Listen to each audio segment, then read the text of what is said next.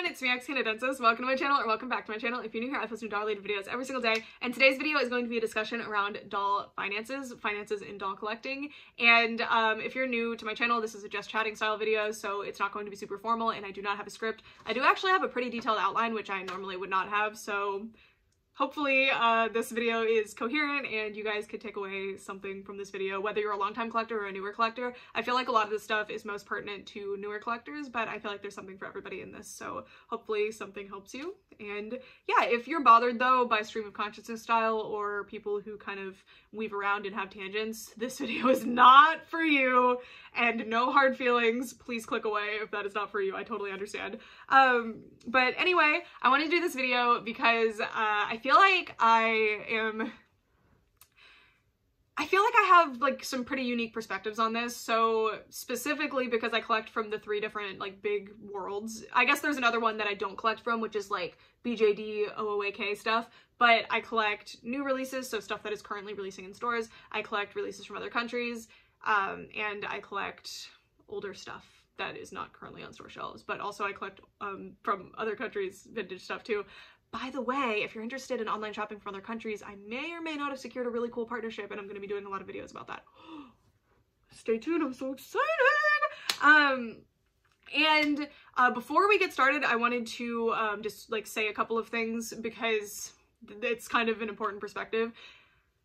I have a YouTube channel. I make money off of my YouTube channel. So a lot of things that I'm going to tell you as advice, a big one being don't rush out and buy every single new thing that releases just because everyone else is doing it, will seem anti to what I'm actually doing if you watch my videos, but there's context there that I make money off of my videos.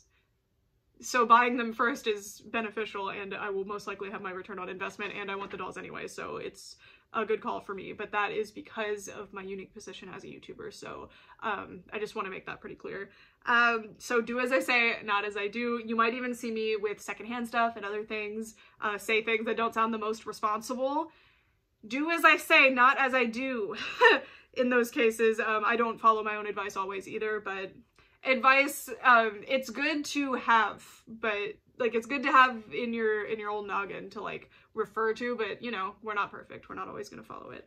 And then also I've been collecting for a really long time. I've been collecting for over 10 years now. And a lot of times I work several jobs in order to buy dolls. Most of the time, actually. Most of my time as a collector over the age of 18, I've worked multiple jobs and gone to school. And yeah, so I wanted to get started by kind of discussing some challenges, some main challenges that you're going to have as a doll collector. Specifically, these specifically kind of go with if you're collecting secondhand, but they also do apply to brand new releases and stuff too. So you really need to know these three things and really take them to heart before you get started, because otherwise you are going to get burnt out and frustrated and hate this hobby. Someone will always be richer than you. No matter what in this world, someone will always have better resources than you do. So you need to work your way around that. 2, someone will always have better connections than you. This generally comes with time, but especially when you're a newer collector, you're not going to have the best connections. And this can mean literal connections. So like, I know people who designed my favorite doll lines, and that is really, really cool. And I'm very, very grateful to have that connection. But, you know, that's something that you have to like work towards. It's not something that you just get immediately. Sometimes you do, though. I wish that I was that person, though. 3, you will be missing the majority of good deals. You will log into eBay every morning and see the sold listings and want to die because you will be like, oh my god, I want that. What the heck? Mercari specifically is so bad for that. Because you don't have to like navigate to see sold listings. It shows you sold listings, which is psychologically manipulating you to be like, oh god, I need to be faster. I need to log into Mercari more. Anyway, but one of the biggest things that I always say, and I'm sure you've heard me say this before, is whatever's meant to be will be. I'm not a spiritual or religious person at all, actually, and I don't really believe in stuff like that, but I don't know, life's what you make it. So I don't want to sit around and be miserable because I missed out on a job that I wanted, or my holy grail doll, or whatever. I missed out and I'll never get it again, or I'll never get another chance, or whatever I think the deal is with that. But whatever's meant to be will be. And I have some really like fun examples from the past of like missing out on a doll that I really wanted, but she found her way into my life one way or another. So one of those big examples, I just kind of want to say it because I think it's really sweet. My most wanted doll was to complete my Jakks Pacific Winx Club collection. They look like this. I probably should have brought her over, but I didn't because I didn't actually purchase her. No, this doll I did, but the one that I'm talking about right now, I did not purchase. So what happened was my goal was to collect every single Jakks Pacific Winx Club doll, like I said, and I was very, very close for a long time, but the one that I was missing, or one of the ones that I was missing, was the most expensive one. Like, there was no way I was going to be getting this doll, right? I got very lucky before, though, and it's the San Diego Comic-Con exclusive 2012 Gold Believe X Bloom. I believe there's 110 of them in the world, so that's tough. And always that doll is listed for over $500 on eBay. Does she sell? Not really, but she's always listed for that much. I got really lucky, actually. A couple, like in 2018 or 2019, I found the Blue Harmonix Bloom, which was the 2013 Comic-Con doll. I found her for $20 at a toy resale store. So that was lucky in Austin, Texas, like the most random thing. So that's just kind of, that was really fun. I just wanted to bring that up. But anyway, with Gold Bloom, I knew that I was going to have to shell out a lot of money, and I will get into this a little bit later, but I set a goal for myself. I said I wanted to spend anywhere from $250 to $300, maybe $350. The doll went up on eBay for the first time in a long time. She was brand new in box for $300. I think it was $300. I have a video on it. You'd have to double check because this was a while ago at this point, so I don't 100% remember. She went up for the price that I was willing to pay is the point. She went up within the range that I was willing to pay. This is the day that I don't check. Because again, you will be missing good deals and someone will always have the better connections. They'll see it first. And I missed the doll.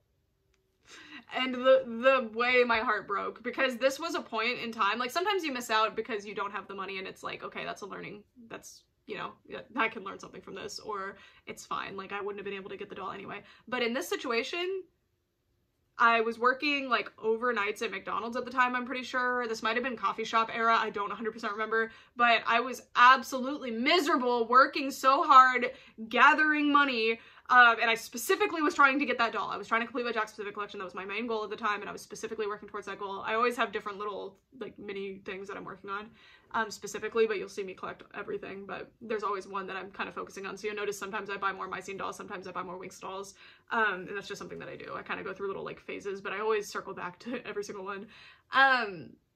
Like you'll notice that I completed this collection pretty quickly because that was my like phase at the time. That was my like current thing that I was trying to do. I didn't complete the collection. As you can see, I'm missing one specific character. Anyway, the doll sold is the point, and I was so gutted. I was devastated. I was like, no. And this was one of those situations where I was like, what do I do? Because that was, there's certain things that are like, yeah, that deal's never gonna come up again. You missed it. Good job. My mom came to visit me a month later, and guess who bought the doll? My mom was the one who bought the doll. She bought her for me for Christmas, and I was completely gobsmacked at such an expensive gift and such a specific, oh my god, that was like, yeah. But anyway, it worked out. Whatever was meant to be will be. But there's a lot of situations where something I really wanted sold for a price that I would have paid happily, and I had the money for it and everything, and I didn't, end up getting them, and I still don't have them to this day. So sometimes there will be a sweet story like the one that I just told, but most of the time, no. The majority, no. For example, I missed out on one of these big girls that they retail for like $600, and I just want to give you like the bad example too, because I don't want to just be like, look, my life is sunshine and rainbows and I get everything I want, because that's not true. I just present to you the good things because I'm not really like a negative person. I don't really like to like really hark on negative things. But anyway, these retail for like anywhere from $400 to $600, so they're really expensive dolls. I love them. I've bought most of my collection for under retail, actually. I'm gonna talk about this later in this video, but most of my doll collection, I have a spreadsheet where I'm like calculating this. Most of my doll collection I spent under $30 on, and that is including these outliers, which are the enormously expensive ones. The vast majority of my doll collection I spent retail cost or under for. These are a unique situation because they retail for like $600. I got all of them for like half or less than half of retail, except 2 of them, to be clear, just to disclaim. Those 2 I bought for basically retail. That one I think was maybe exactly retail, and then all of these were like half of retail. That's still a lot of money. Like, go ahead and do the math now. It's a lot of money. But these are something that I really, really wanted, and I dedicated time. I actually worked a job specifically to afford these, like some of these at one point. Like I was working overnights during the pandemic at McDonald's specifically to buy that doll. So, like, I was like, okay, if you work this job, which will be a nightmare, and that was actually, I had 2 jobs at the time, you can buy that doll. Got it? Okay. I just want to disclaim that because I know those are very expensive dolls. But anyway, so what I'm about to discuss is going to sound shocking because of the prices, but these are good prices for what I'm talking about, if that helps. Okay.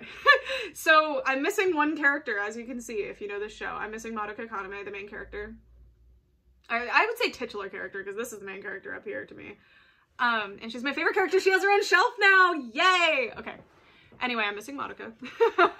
She is, for some reason, the like hardest one to find. That doll, I've missed several times, either because I slept in or because I didn't have the right amount of doll emergency money available at the time.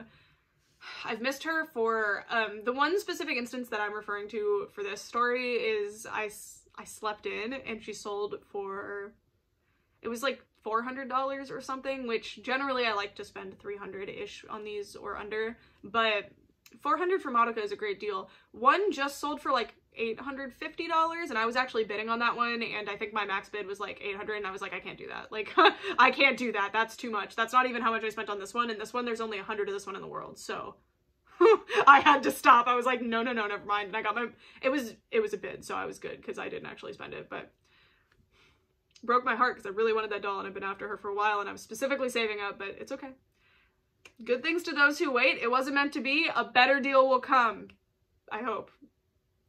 Please? Anyway. But I have missed out on that doll multiple times for less. And there's currently one for buy it now right now for $1,800 on eBay. They're up for like $1,800. It's just, that one specifically is going to be tough to get. But I'm determined, and I'm not going to break my rule. I'm not going to be influenced by the bidding war again and spend $800. I didn't spend that much.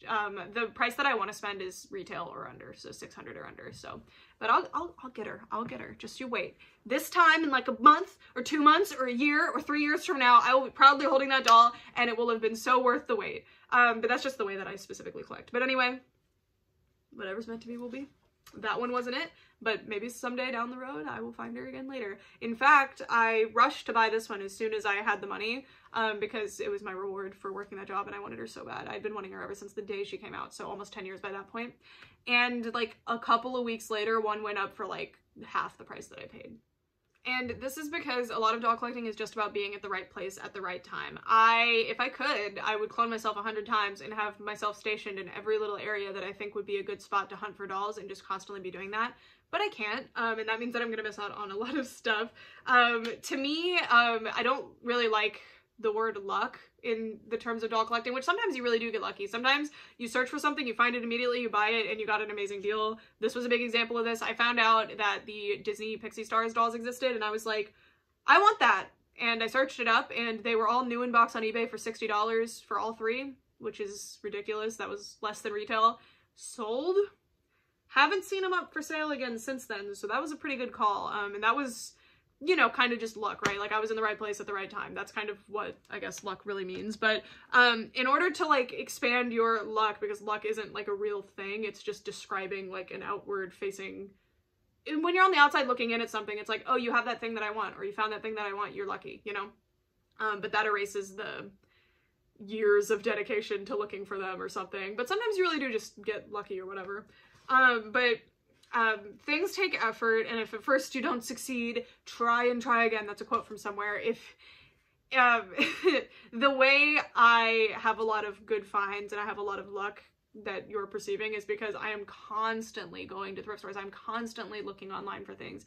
And again, sometimes I really do just something is just in my favor, right? Sometimes I go to the store and I find the doll first, like the brand new doll first. I found Aisha Sterling first, I'm pretty sure. Like, I think she had leaked a week before I found her. Like, that's how early I found her. That was really cool. Sometimes something like that happens, or sometimes I go to the thrift store and find a San Diego Comic-Con doll for $20, like I discussed earlier. Or I find a Holy Grail doll for ridiculously cheap, you know? That stuff happens, but that's because I've put myself in the right places to get those, because of years of perceiving other people being super lucky and being very frustrated. I do have a whole video about that. I'll link it in the description if I remember. But yeah, that video was really misconstrued, but my point I was making wasn't like, stop calling me lucky, I work really hard. Although, like, I don't like the word luck, I really don't, because it's like, yeah, I worked really hard for that, but it's fine. But that wasn't the point of the video. The point of the video was more like, if you want to be lucky like you're perceiving me to be, this is what you need to do to get there. But I kind of understand how it came off a little funny. I get it. So anyway, I wanted to give some specific advice. So I have a little list of things that I wrote out to make sure that I say them all. So this stuff, again, like really for new collectors, like really is important, but also for longtime collectors, maybe you need a reminder, or maybe you haven't heard this stuff before, I don't know. So one, always have an emergency fund, and I mean a doll emergency fund. You need to have an emergency fund for real life and a doll emergency fund, to be clear. And this is kind of referring to opportunity cost. So if I buy one thing, I'm missing out on another thing, or if I do one thing, I'm missing out on another thing. So I'm referring to it in terms of money. So if I spend $20 on this doll, that is $20 less than I could spend on this other doll, right? So this is something that you're going to develop like a really keen sense for in your head throughout your time collecting. And for building your emergency fund, again, you need to have a real life emergency fund and a doll emergency fund. Not the same. They need to be separate, and you need to not touch one to get to the other one, to be clear. Well, you could probably touch the doll emergency fund towards your like real life emergency fund. That's more important, but don't pull real life emergency fund into your doll emergency fund. Okay? Okay. Again, do as I say, not as I do. I will put off things for a long time if I'd rather have dolls. Like, if I really want to get a new couch, and I should probably get a new couch for my house, but I'd find a doll good deal, I generally would prefer to get the doll, but that's just my, that's my priorities, and I've accepted that, and that's how I am. But if you'd prefer to have a couch and that would make you happier, get the couch first. But anyway, you should be contributing to this as often as you can, so I'll contribute however much every month. So say $300 towards this. So this is money that I'm not going to spend on any Target trips or just like regular eBay shopping. This is my like Holy Grail fund. So if like that $800 I was bidding on my Madoka doll, that's where that came from. This is specifically for instances like this, which this is a one-of-a-kind, hand-painted, hand-rooted, hand-sewn, unreleased doll prototype. This was something that I managed to build a connection through my like notoriety as a Winx Club collector, I guess, and I got to meet someone who had connections with someone who worked on these dolls, and they sold me a huge lot of these dolls from that person, and that person also got me in connection with other like people that I was able to get more of these dolls from. So that was really, really cool, and that was after so long of trying to do it, so it was really exciting for me. But this was a very expensive lot, but funny enough, I've spent more on like silly things, not silly things, but like in relation, like one-of-a-kind dolls. This doll, if you kind of were to divide how much I spent on the full lot, this doll was maybe $200, probably less. So for an unreleased doll, I feel like that's a steal, in my opinion. Like, I spent more on these. So something like this, that's your emergency, right? Me buying random dolls that I just happen to want, like, oh, I found a Mycene doll for a decent price. Oh, I found the Pretty Cure doll that I want for a decent price. Oh, I found like random Monster High doll for a decent price. And that's not to say that those dolls I will enjoy less or are less special to me. It's more to say like buying those is cutting into my budget for buying something that I will not get another chance to buy again. This is an extreme example because, and there's actually more prototypes right here. This is an extreme example because I'm not going to get another chance to buy this, right? If I didn't buy it the day that I bought it, no way. That wasn't going to happen ever again. Would have got into a private collection, would have been destroyed, would have never left the hands of the person I bought it from, and that would have been it. So I'm very, very grateful that I managed to forge this opportunity, and it was really cool. And doll emergency money that you need to have. And then this doll too is another example of that. So D23 this is a Disney limited edition doll of Giselle from Enchanted. D23 is a convention that comes around, I think, every 3 years, and it is like just Disney stuff, and they've been doing dolls for like 10 years, over 10 years at this point. I think 13 years now, because I think they started in 2010 or 2011. They started in 2011, so 12 years of doing these dolls. And you know they're coming every year. You can kind of guess who they're going to be. So this year the theories, and usually there's leaks, but the theories were, some of the big theories, Hercules and Megara, sorry, Giselle, and there were like others that were like, you know, there's probably going to be a Jasmine, there's probably going to be a Snow White, because this is an anniversary year. Generally it's anniversaries of movies, and there was a new Enchanted movie that came out this year, which they didn't do dolls for. I was really anticipating them doing dolls for it, so I'm really sad, especially because this doll came out. So they have the face sculpt to do it, which is one of the most expensive parts of toy manufacture. Anyway, I knew this doll was going to be a giant pain to get. I knew she was going to be very expensive. They retail for $300 for context on these. Disney Ellie's retail for anywhere from $90 to $140, depending on what year you're referring to, but the D23 ones were are higher. So I believe this one was either $250 or $300 at the retail cost. I knew I wanted this doll. I knew I had to pay whatever I was going to have to pay to get her immediately, because if you don't get them immediately, they skyrocket in price. So I think the current going rate for this doll is somewhere in the $1,500 to $2,000 range. There's only 1,000 of them in the world. Very highly anticipated character that does not have very many other dolls, and no dolls in this style, and this is a very popular style to collect. I knew I was gonna have to get her immediately. I am very fortunate to have the connections that I have through having my YouTube channel. I posted in a bunch of places like saying, hey, if anybody's going to D23, I will pay for your ticket if you can pick up some dolls for me. And somebody bid. I paid for their ticket. I paid for the dolls. I'm pretty sure I paid for the ticket. They were telling me like, no, I don't want to like sell them for over retail, but I wanted to like, you know, thank them. So I did pay extra, but I managed to get them for not too much over the retail price, and I'm very, very grateful for that. My mom actually helped me out with this one, because she was like, bro, go big or go home, get all the dolls, because I was only going to get 2 sets, and my mom helped me get the other set that I got, the other sets that I got, and I'm very grateful for that. But I had saved up the money to get the Hercules and Megara set and this set, because those were the characters that don't regularly get released, as opposed to Merida, Jasmine, Snow White. They were going to be released regular, and they did get released regular, so that worked out. But anyway, if I had not saved up for this, I would not have been able to get her, and I would have been absolutely gutted and missed out, and would have either had to pay $1,500 in the future or just never had her. And this has happened to me before with other D23 dolls, so I learned that if I want her, I gotta get on that. I gotta get on that quick.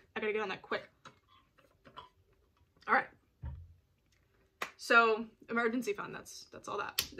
Then rules for your collection. I mention this a lot actually, and people will pick up on me mentioning it and ask me what I mean by it. So I have specific guidelines in my head. It's not something I wrote down, but it's something I have in my head for the amount of money that I'm willing to spend on any given doll in my collection. And it does vary, right? Because for a Monster High doll, I will not spend over $20 most of the time for a Monster High doll, because that's the retail cost. I don't want to spend over the retail cost for them. No matter how rare the doll is, I'm not doing it. And using this, I've been able to save way more money, and it forces me to wait until I find a better deal, which does come up. It happens. And yeah, so with Ever After High, I wasn't able to add an Ever After High doll to my collection for like a long time, unless I find them at thrift stores, because they were kind of expensive online. But right now they're actually in a pretty big price decline. I will put a link in the description to Mercari. It's going to be my like referral code or whatever, but you don't have to use it if you don't want to. But it'll give you like a coupon of some sort, I think. But that's where I got all my Ever After High dolls. They're very cheap on there right now. You can get almost any of them for the retail cost. It's pretty cool. But I waited long enough to where I found them. I found an Instagram seller that had a bunch of them for the retail cost, and then I found a bunch of them still in box. They were in like deconstructed boxes, but they were still tied to their boxes, all for the retail cost. I think they were all slightly higher. My rule is very depending on like if something's in box or out of box. So I think for Ever After High, my inbox rule is $50, but I mostly will not buy an inbox one unless like I absolutely have to. So there's specific characters that I'll buy an inbox one for, but otherwise no. But these were partially unboxed, so I think I spent like $30 each on them, the ones that I got partially unboxed, so it was a really good deal actually. It was like an amazing deal, in my opinion anyway, because I mean they came out 10 years ago at this point, you know. So my rule helped me not overspend on my Ever After High doll collection, and now I have a really, really fantastic Ever After High doll collection, and I did not have to overspend for them. So, and I really could have. There were lots of times that I saw one for 50 bucks that I was like, I really want this, I should just buy it, but I didn't. I held firm, and it worked out in my favor. I'm so sorry. I have a thing wrong with my body that makes talking for long periods of time it's getting increasingly difficult. Sorry. I don't mean to like do all that on camera. Anyway, so yeah, have your rules. So I'll tell you some of my rules, and all of my rules that I've built are based on market trends that I've noticed over time. So with like My Scene dolls or Bratz dolls, I'm actually on a Bratz hiatus. I'm not buying Bratz dolls right now because they're so expensive. I'm waiting for the market to fall. Same with Monster High. I'm not buying Bratz or Monster High secondhand right now because I know they'll get cheaper later. We're currently in a collecting bubble, so certain doll lines are ludicrously expensive. Don't touch Novi Stars right now. Don't touch Monster High right now. Don't touch Bratz right now unless you're finding them at like local secondhand, so thrift stores, Facebook Marketplace, Craigslist. Don't bother. Like, I'm serious. For your sanity, do not bother. The collecting bubble actually just kind of popped for My Little Pony, I think, like vintage My Little Ponies. So you might be able to get them for cheap if you're interested in them, but you gotta watch. If you notice something is like at an all-time pricing high, do not touch it. Don't. Leave it alone. You can search occasionally to see if you can find a good deal, but when you find a good deal, some jerk is going to message the seller and try to get them to undercut and like take your sale away and then sell it to them for more expensive. So just don't. Your sanity. If you only collect one thing and it happens to be in the bubble, then I guess sorry. But if you collect more than one thing, focus on the other thing that's cheap right now. So for example, 2 years ago when I started collecting My Scene, they were cheap. They were out of their bubble. They had a bit of a bubble that popped. They were really cheap again, and now they're in a bubble again a little bit. Not really. There's certain ones that are very expensive, but overall they're pretty good. My rule for My Scene was a bit different because I had perceived My Scene as harder to get than they were, and anyone who looks at My Scene dolls, you're going to perceive them as pretty expensive, but, and I have to tell you this, any Barbie doll that came out from like 1986-ish, 1990s probably a safer bet, until like, I'm gonna say 2005, 2006-ish, any Barbie from that time, you're going to find at some estate sale for $10 easily. Go to any secondhand toy store, you will find them. They're everywhere. If you're looking for a specific one, you're gonna have a harder time though, but if you're collecting Barbies from that era, they were grossly collected. Not grossly, but like, I guess gross has a different connotation than the actual meaning of the word, but they were like hilariously over collected. Everyone was collecting them, expecting them to be worth $1 million. Think of the Beanie Babies craze. That was happening with Barbie. That was happening with Star Wars toys. Star Wars toys was the like late 90s, early 2000s ones.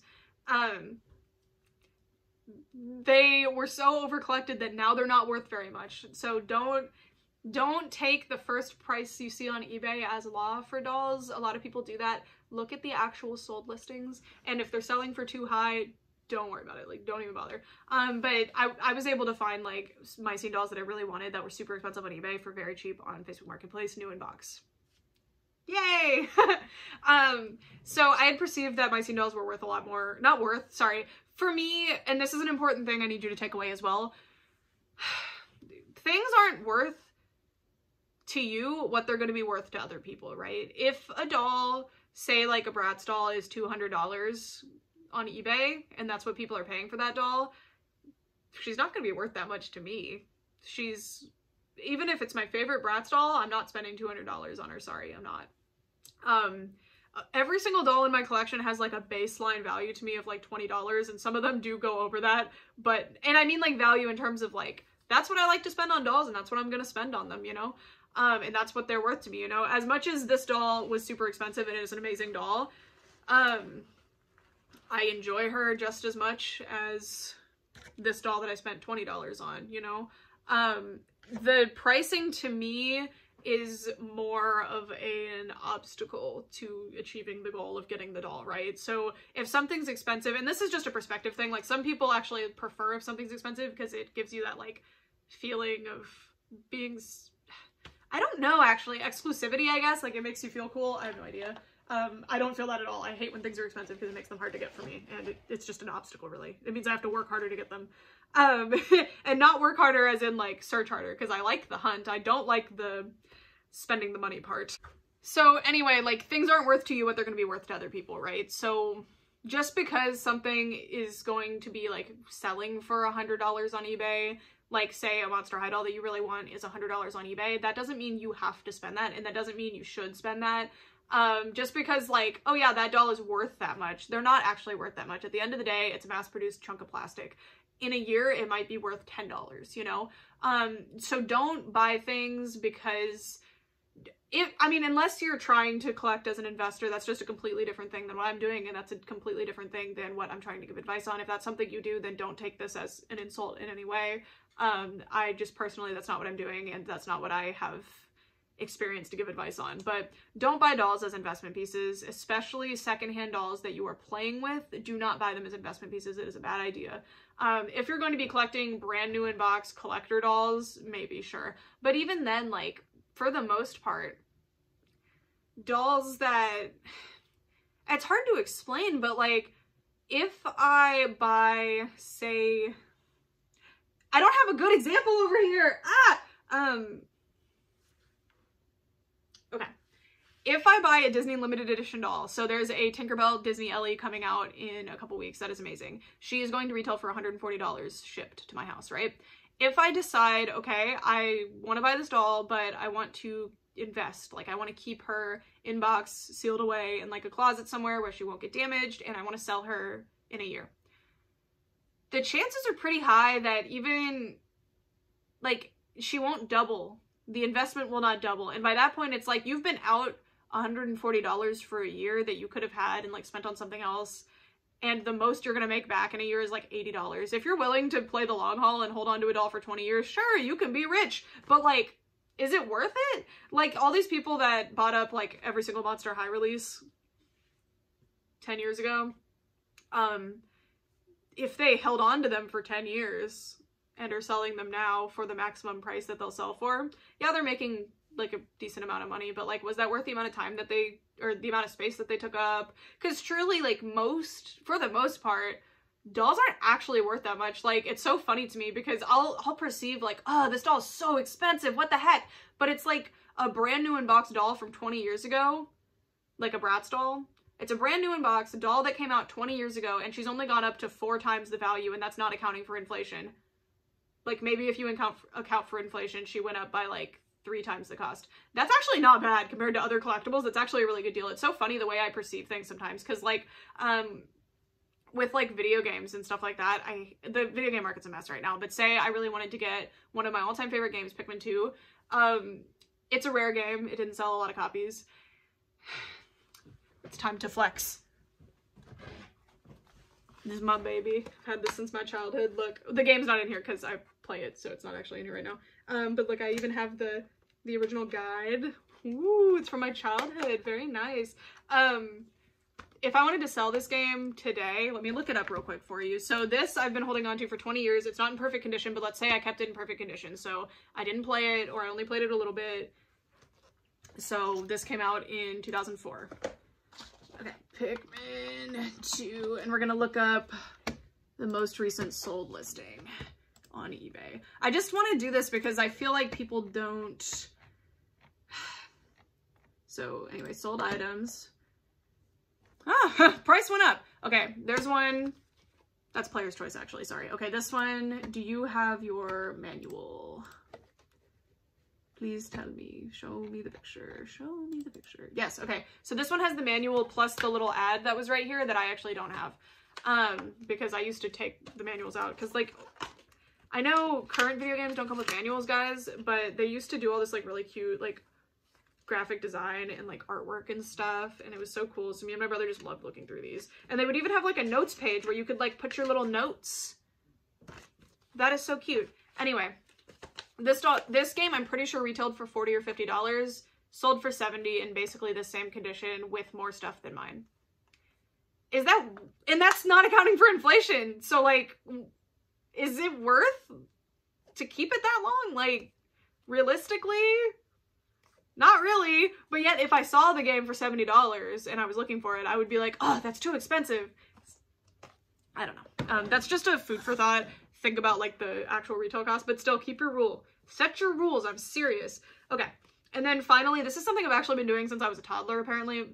My mom has stories about like me doing this. So I've always done this. This is just something I do instinctually. Have and set goals for your collection before you start, before going into the store. And always remember that patience is going to be your biggest virtue here. So,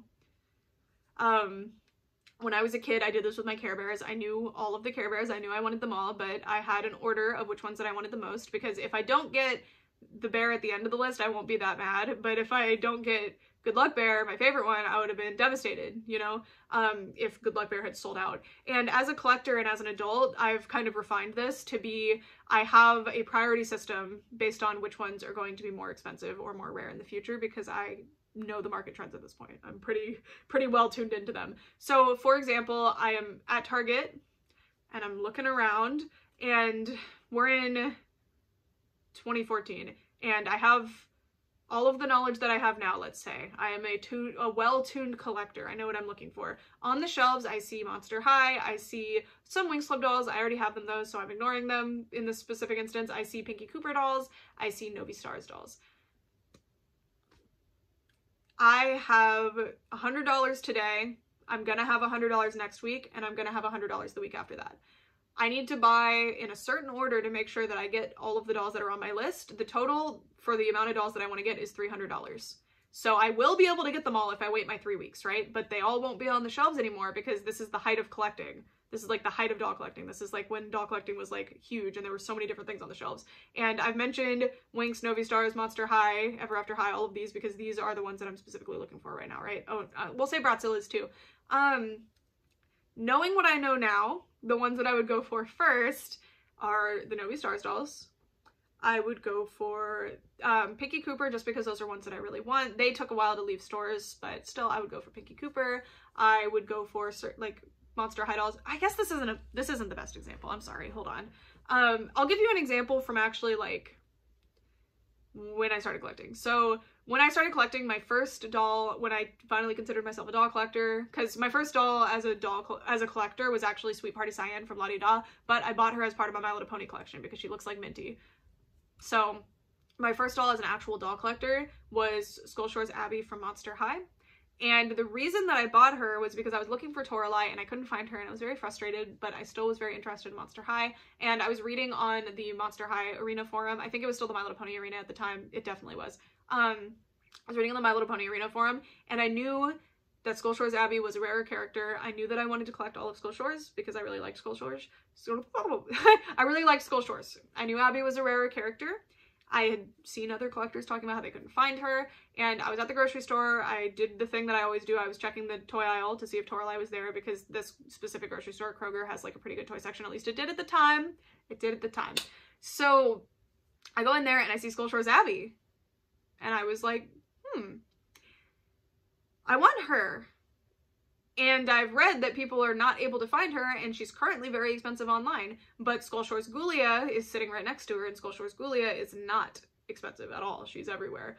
Skull Shore's Abby, Skull Shore's Draculaura, they are not expensive. People are not buying them up. They're not short packed. I can get them very easily. So I got Skull Shore's Abby. She happened to be my favorite too, so that worked out. But sometimes the one that you need to get first is not necessarily your favorite one. If you're planning to get the full set, you kind of have to like strategize a little bit, which understandable. So I asked, at the time I was 12 or 13. I was actually 12, this is right before my 13th birthday. So I asked my mom if I could get her, and she said yes, and I was so happy. And that was a really good call, because I never once saw that doll on shelves ever again. But this is something that you kind of gain a skill for over time, so I'll give you a more concrete example. Winx Club dolls. Let's say I have $50, I go into Toys R Us, and I see the full Believix lineup. We'll go with Believix Power. I see the full Believix Power lineup. These dolls were, because of the, these aren't the best examples, so we're just gonna go with Believix. So not these, just regular Believix. The way those dolls were packaged, and I know this because at the time I looked it up, it was, I believe, 3 Bloom dolls, 1 Flora, 1 Stella, and 1 of either Aisha, Musa, or Tekna, which is horrible, by the way. That is a dreadful way to assort your dolls, especially when it's a show with 6 main characters. Why would you do that? But anyway, let's say for the sake of this, Bloom is my favorite. They're all on the shelf. I see that there's 6 Bloom dolls. There's one Aisha, there's one Musa, there's one Flora, and one Stella. Who should I buy first? Again, I have enough money to buy 2 of them. I am going to buy Tecna and Musa first. Hi, sweetie daughter. Oh my goodness, you said, are we talking about Winx Club, mommy? I like Winx Club. She says, you should buy Flora because she's green like my eyes, right? Are you a Flora girl? What's your favorite Winx girl, huh? I don't even know. We'll discuss this later. But anyway, the answer is I should buy Tecna or Aisha or Musa first, depending on my favorites. Because those ones are short packed, I'm not going to see them again. And this did happen to me, actually. I never, ever saw Musa in stores. I got very lucky, and I found her on eBay in a lot where they were the retail cost, they were out of box, they were in perfect condition, and my mom got them for me for Christmas that year. So score, and thank you, Mom.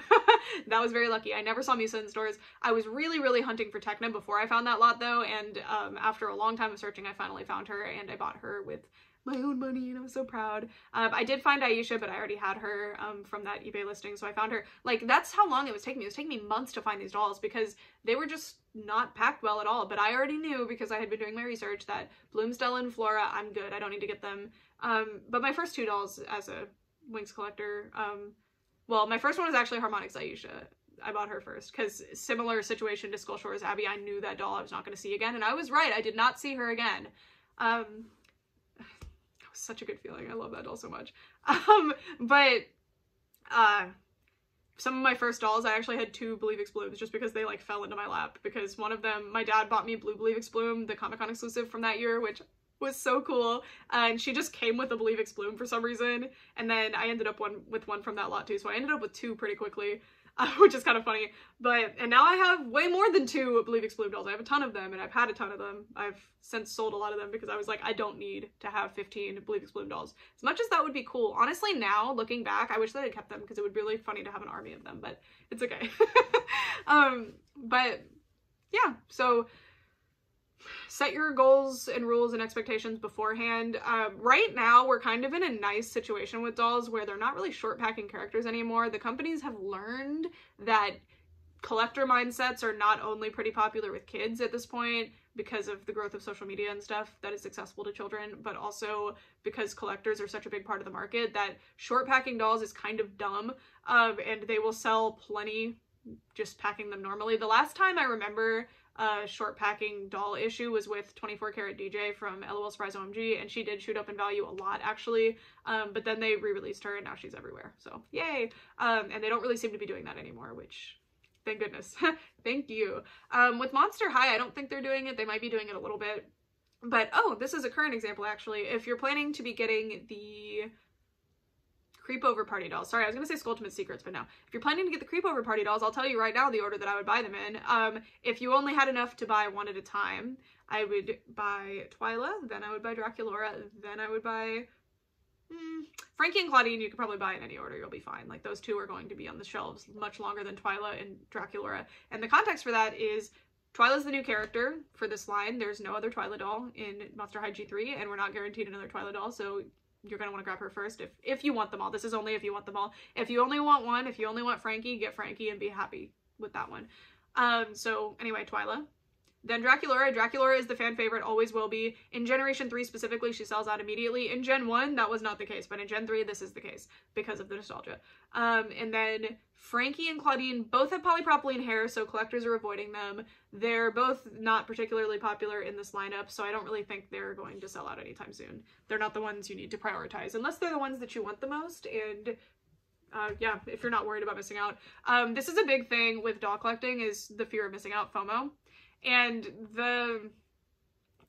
the way to mitigate that, because you're always going to have that like in the back of your head, right? Because as a collector, you want to have the things, right? And if you've been a collector for any length of time, even a week, you've experienced where you've missed out on something because you didn't buy it immediately. And money is not an unlimited resource for the vast majority of us, right? So she wants to knock over my tripod so bad, mama. Money is not an unlimited resource, and someone will always have more money than you. Someone will always be richer than you. So what do you do, right? Because if you could, sure, buy every single thing that comes up whenever you find it, and then you will never miss out ever. But that's just not realistic. It's not. You are so pretty. It's not gonna happen, is it, Mama? It's not realistic to buy everything we want all the time, even though we really want to. Yeah. So you need to kind of come up with your own strategies, which is what those 3 pieces of advice that I have are meant to help with. So your emergency fund is for times when you would certainly miss out, for situations that you've decided are like once in a lifetime or really, really rare situations for really rare dolls. You're buying a prototype, you're buying some really obscure thing, you're buying something like this where you know you have to buy it right on the release, you know? So that's what your emergency fund is for. You have your rules in place for the prices in your collection so that you don't go over that and that your FOMO doesn't hit too hard. And there's certain examples where I've gone over my rule just a little bit, but I don't go too high over it. My rule for My Scene dolls, I didn't really talk too much about my extra rules that I have, sorry. My rule for the most part though, for any doll line, even in box, is, okay, if it's something that came out over 10 years ago, in box I will pay double retail, but only if I really want it in box and I can't find it out of box. And then the other side of that is retail or under for in out of box. And if it's kind of like a line like My Scene that I specifically really am preferring to collect, I will pay like a little bit over retail. So I'll pay like 35 instead of 25, which is kind of around the retail cost. Sorry, I wanted to kind of make that more clear. But your rules are in place to prevent you from falling victim to your FOMO too much, right? Because you're gonna see dolls you want from a lot of different doll lines, like Monster High. I don't want to say what my current grails are because I'm scared of things happening, but okay, I'll say something that's not my current grail. It's something that I already have. So I already have this. I'm just saying it as an example. Let's say my current grail right now is Nephra Denial from Monster High. I have 2 of this doll, so don't worry about it. Signature Nephra from Monster High is my grail. I really want her to have her ring though. If this was the doll that I was looking for, noticing the prices that she goes for and has always gone for ever since she came out, my max price that I would pay is $50 because I don't think I'm going to enjoy the doll $200 worth, so I'm not going to spend that much. And I've decided that if I find her for under $50 with the ring, but everything else, I will pay it. This is to prevent me from finding her for $90 tomorrow and deciding like, oh my god, that's the one I'm looking for, and buying her immediately. So it helps me practice more patience, and it helps me not overspend on the doll. So yeah, and sometimes you might have to kind of break your rules a little bit because you'll notice like, okay, I've been looking for this doll for 4 years. I've never even seen her go for this price, because sometimes that does happen where like, it's not that you've missed her going for that price, it's that she literally has never gone for that price ever, and you're like, okay, I gotta change my rule a little bit, and that might happen, but yeah. Anyway, so some final little points that I have that I didn't put anywhere else, but maybe I have already said in some capacity, I don't know. The way that you're going to develop these, because I can't make these rules for you, these are rules that fit your lifestyle, your budget, what you're doing, and again, I don't know if I've made this completely clear, but generally speaking, anytime you've been watching me in the past 3 years especially, I have been working 2 or 3 jobs at a time in addition to YouTube. So, that is how I'm getting the amount of dolls that I get, so manage your expectations in that capacity. But also, I can't make these rules for you because you probably collect different things than I do, or you use different resources than I do to collect them. I don't really shop on eBay that much. If you shop on eBay more, you need to have eBay strategies, which, by the way, okay, this is to help everyone in this world. If one person walks away from this video and stops doing this, I will have made a huge difference in this world that I will be happy with.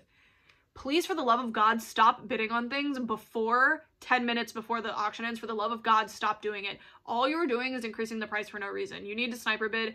And I know people don't like sniper bid because it's bad sportsman-like behavior, but you got to play the game. Don't hate the players, hate the game. You have to do that, otherwise you're not going to win. So people will sit, I see it in like doll collecting groups on Facebook all the time, and it's so funny to me. People will be like, I bid on this doll a week before she ended, and then and I was winning her, and then randomly someone at the end got her. What the heck? And I'm like, yeah, why didn't you do that? Like, and it's something I guess you have to learn over time. My mom is like an eBay expert, so I always had this baseline knowledge of how to use eBay, but if everybody is doing something and it's not morally reprehensible to do it, it's part of life on eBay, bidding on things at the last second, do it. You need to be doing it. Stay up till 10 p.m. or 3 a.m. or whenever you need to and sit and watch the bid end and put in your max bid. I don't recommend actually putting in max bids, because if you do that, people can beat them.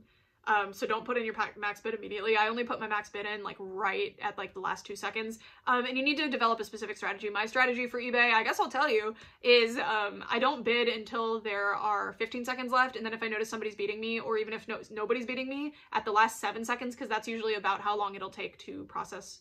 That's like the maximum amount of time generally it takes to process. I will bid something like whatever the maximum amount I'm willing to pay is. So if something is at $20 right now, I'll bid at like the last 14 seconds up to like $35. And then if that doesn't sell, or if nobody bids up higher, I'll still at the last 7 seconds bid like $53.47. If you put a number like that, most people bid at like 50, 51, 52. They don't bid $53.47. So you could beat them by like 57 cents. Just, what did I say 47, 53, 47, I think is what I said. You'll beat someone by 47 cents and they'll be really mad. So I recommend you do that. That's a fun strategy that I employ very regularly. Not on eBay, but on other auction sites. And it works very well, actually. It works extremely well. But yeah, please stop bidding before it ends. You're just raising the price for yourself and everybody else for absolutely no reason, and you're going to lose if you do that. I mean, sometimes you get lucky and nobody else bids, but like, do not risk it. Stop. And if I notice there's already a bid on something, I know that people want it. If I notice watchers are generally empty. Most watchers don't ever bid on something, but if I notice something has a bid on it, I'm going to stay up to sniper bid on it. I will be doing it. So you're just alerting me that you're interested in it, and I will be beating you. Okay. Anyway. No, okay, I wrote this weird, but know what you can't wait on. So this is kind of what I was talking about earlier. There's certain dolls that are going to release that you know that you should not be waiting on, because you know from prior experience that that doll is going to get expensive very quickly. So these dolls, which are the ones that are expensive behind me, these are called hybrid active figures. I adore these, and anytime there's a character that I know of that I like that they're releasing, I'm going to try to get her. And they become, her hand came off. They become pretty hard to find very quickly. Like, you don't see them for sale at all. It's not that they're expensive, it's that you don't find them for sale at all, right? So they're hard to find. So I know that if I don't pre-order this one that's coming out in a couple weeks, not coming out, but the pre-order period ends in a couple weeks for one of these. I'm pretty sure I might have it confused with something else. I have to go double check. But if I don't pre-order, I'm not going to find her. And maybe I'll find her later on, but the chances are pretty high that it'll be expensive or it'll be years down the road. I'd rather just buy her at the retail cost. So that's what I'm gonna do. Those aren't the best example because people aren't super familiar with those, but this, I knew I couldn't wait on this, and I was right. I would have had to pay over 3 times what I paid for her to get her if I would have even bothered, which I wouldn't have. Managing FOMO is a huge part of this, so managing your fear of missing out, but again, having those strategies in place, your rules and stuff, is the best way to prevent FOMO. And again, just if you've missed out on something and you're really devastated about it, just breathe. It wasn't meant to be. I'll have another chance. If it's a one-of-a-kind thing, I'm sorry, I don't have anything I can say about that. It's happened to me before too. I'm right there with you. But just breathe. Like, it's gonna be okay. I promise. And maybe you'll find something even better that you'd prefer to buy, or something that you didn't know that you wanted, and you'll have a really cool opportunity to get something, or you can save your money until the next time you find it, and you might get a better price, like with the case of my Merida and her mom dolls. And do not spend every single dime that you have on dolls. Don't do it. I have a house. I own a house now, so I can't spend as much money on dolls, but I also have a job that I got with my master's degree and YouTube money, and Brett helps with the finances on his side of things, so like I have a pretty comfortable doll budget, especially because it's part of my job in terms of my YouTube channel. So you see me spend a lot more money than anybody should be spending on dolls, you know? And I feel like that gets perceived very strangely sometimes. Like, I get some bizarrely judgmental comments sometimes. This part of the video is going to be a little bit disjointed because I started talking, like, I went on a rant essentially about like dumb judgmental comments that have zero context that I get, but ultimately, like, it's not relevant and those people don't deserve the attention, so yeah, I cut it out. But basically, like, if you don't have context on people, mind your damn business. Okay. But you know, you can prioritize things, of course, in a healthy way. So like, instead of buying the new shelves that I want for this room, I've prioritized that I would prefer to put that money towards my budget for Dolls from Japan this month, because I have a really exciting thing that I get to share with you guys about Dolls from Japan coming soon. I'm really excited about it, so stay tuned. I'll put a little sneaky peeky in the description, maybe. Maybe. If it's not there, then I decided not to. Little something. But I've decided to divert the money that I would spend on my new shelves, which I might still buy the shelves. We'll see. It would be towards the end of the month when I can see how my budget has gone for the month. And budgeting is something that you build over time. You're gonna fail a lot before you figure out the right rhythm for it. And if you don't have a stable income, that makes it even worse. Sorry for suddenly cutting away, and I'm sorry if in that last clip towards the end you could hear some weird sound in the background that sounded like War of the Worlds, if you've seen that movie or read that book. Sounded like something crazy was happening. What was happening was that the mosquito, I guess it is kind of dystopian what was happening. There is a truck that goes around every night if you live in the South. Maybe you know about it, maybe you don't. If you're a night owl, you at least know the sound because it has terrified you at some point if you live in like any kind of suburb or town. There's a truck that goes around, it's like the mosquito truck, I just call it the mosquito truck, and it basically is throwing out mosquito bombs, just some kind of pesticide. I hope one that does not harm other things in the environment, but for example in Houston, Texas, you don't really see fireflies. It's because of the mosquito truck. Yeah. Fun fact of the day. I did not miss the mosquito truck when I lived in New York. I never once heard it or saw it. I don't think it exists up there because mosquitoes don't really grow too often up there. There were kind of a lot. I was surprised how many mosquitoes there were up there, but it's probably because they don't do that. Anyway, budgeting is something you're going to learn over time. You're going to make mistakes, but always remember that like this is your hobby. This is a doll collection. Yes, this is something that is very important to me and to you and to a lot of other people, and we really have no business judging each other on our finances and the things that we're doing with our money, because it's like please live your life for you. It is such a limited, fleeting thing. At least in my head, this is my one chance at life, even if religions end up being true, which would be great. That would be so great. This is my one life as me, and this is my only chance I get. I could die at any minute. I could just have a sudden heart attack and be gone. I could get hit by a car tomorrow. Something horrible could happen, you know? And I don't want to live my life worrying about other people, and you need to stop doing that too. I know why you're doing it, because it's something in your head that compels you to do it because you're unhappy in your own life, but please stop doing it. It's serving nobody. It's making other people feel bad. It's making you look and feel bad, and that is true ugliness. Ugliness is not appearances, it's in your heart. You have an ugly heart if you do that all the time, but you can change. Stop doing it. I've been there too. I've been that person. Stop doing it. Anyway. It's your own personal journey, you know, and doll collecting is a hobby that involves a lot of money, and hopefully at least this can help you in some capacity with budgeting or managing your money a little bit better, or figuring out kind of priorities in your collection. And yeah, hopefully I got all my points across pretty well here. I think that I did. My video is super late tonight actually, because I'm not kidding, I filmed this video I think 10 different times. So yeah, if you're watching this when it first drops, that's why. I'm sorry that it's late. Anyway, that's it for this video. Thank you guys so much for watching, and I hope you enjoyed this video, and I really hope you took something away from it. Let me know if you have different pieces of advice that I didn't give in this video that you think would be helpful to other doll collectors. That would be really cool. Or leave something that has helped you in the past, because all of these things are things that I've said before, I'm pretty sure anyway. But yeah, that's it for this video. Thank you guys so much for watching for all this time. Bye!